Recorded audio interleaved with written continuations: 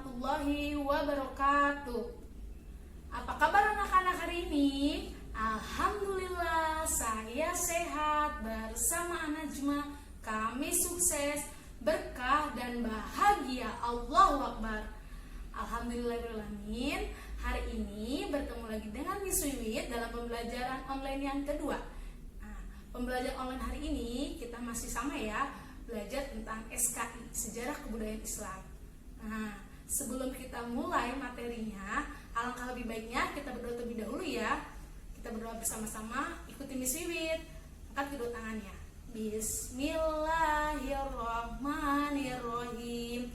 Rabbi zidni ilman warzuqni fahman birahmatika ya arhamar rahimin. Amin. Amin. Udah siap belum untuk memulai pembelajaran hari ini? Kalau udah siap, coba Miss cek. Yang pertama, buku paket SKI-nya. Yang kedua, buku tulis. Yang ketiga, pensil, pulpen, ataupun penghapus. Sebelum kita mulai pembelajaran, Miss mau kalian mempersiapkan itu semua ya. Jadi di situ sampai 3. 1, 2, 3. Oke, kalian sudah siap untuk mengikuti materi pembelajaran hari ini. Bisa dimulai? Bisa dimulai? Kalau bisa, ayo kita mulai pembelajaran hari ini. Materi pembelajaran kita hari ini adalah pelajaran SKI, Sejarah Kebudayaan Islam. Sebelum Miss Wiwit menerangkan materi pada hari ini, kalian harus membuka buku SKI terlebih dahulu di halaman 85. Miss Wiwit akan mengulang materi pembelajaran minggu lalu di bab 7, baru nanti kita akan membahas tentang bab 8 untuk materi minggu ini. Yang pertama, di bab 7 dulu ya, di halaman 85. Miss Wiwit akan menerangkan tentang riwayat dan silsilah Abu Bakar. Khulafatur Rasyidin yang pertama adalah Abu Bakar As-Siddiq radhiyallahu anhu. Nama Abu Bakar adalah pemberian dari Rasulullah karena dia adalah ayah dari seorang gadis yang dinikahi oleh Rasulullah, yaitu Aisyah. Abu Bakar dilahirkan 2 tahun setelah penyerbuan pasukan Abraha ke Mekah. Berdasarkan nasab keturunannya, Abu Bakar adalah keturunan dari Bani Taim atau Bani Tamim, yang mana pada kedudukan bangsa Quraisy, keturunan tersebut adalah golongan yang lemah. Anak-anak tahu bahwa Abu Bakar juga mempunyai 2 julukan. Apa saja julukannya? Yang pertama, julukan yang pertama adalah Atik dan yang kedua As-Siddiq. Atik karena ketampanan dan kesuciannya, sedangkan As-Siddiq karena beliau selalu mempercayai perkataan Rasulullah. Ketika Rasulullah SAW wafat, hampir saja terjadi perpecahan di tubuh umat muslim. Tetapi berkat musyawarah yang dilakukan para sahabat di Saqifah Bani Sa'idah, peristiwa itu tidak terjadi. Dan hasil keputusan musyawarah menetapkan bahwa pemimpin setelah wafatnya Rasulullah SAW adalah Abu Bakar As-Siddiq radhiyallahu anhu. Dia adalah sahabat yang dianggap paling layak menjadi pengganti Rasulullah untuk memimpin umat. Pada masa kepemimpinannya yang singkatnya ini hanya 3 tahun, beliau telah banyak berjasa bagi kemajuan umat Islam. Pada masanya mulai diusahakan pengumpulan Al-Quran dan menumpas orang-orang yang murtad serta nabi palsu. Sedangkan kepribadian dari Abu Bakar As-Siddiq adalah tidak pernah mengikuti perbuatan-perbuatan buruk yang dikerjakan kaum Quraisy, selalu menolong, berakhlak mulia, dan tidak berfoya-foya. Selanjutnya, perjuangan dari Abu Bakar. Tadi yang pertama ada memerangi kaum murtad dan nabi palsu. Yang kedua, mengumpulkan mushaf Al-Quran.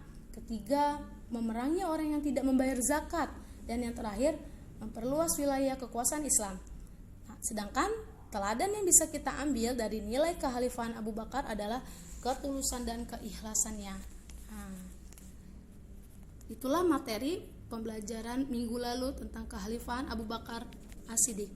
Materi selanjutnya yaitu materi tentang kekhalifahan Umar bin Khattab. Teman-teman bisa buka bukunya halaman 102. Di bab ini, di bab 8 ya, kita akan membahas tentang kekhalifahan Umar bin Khattab. Siapa sih Umar bin Khattab itu? Nah, setelah Abu Bakar wafat, kepemimpinan Khalifah Abu Bakar As-Siddiq selanjutnya digantikan oleh Umar bin Khattab. Sebelum Abu Bakar wafat, ia telah menentukan Umar bin Khattab sebagai penggantinya. Nah, tetapi dalam menentukannya, ia tetap meminta nasihat dan usulan dari beberapa sahabatnya. Umar bin Khattab adalah sosok yang tegas dalam menjunjung kebenaran. Ia bertugas melanjutkan usaha-usaha yang telah dilakukan oleh khalifah sebelumnya. Di antaranya adalah usaha-usaha untuk menentukan penanggalan Islam, membentuk lembaga-lembaga negara. Selain itu, Umar bin Khattab memperluas wilayah Islam ke wilayah-wilayah yang belum ditaklukkan.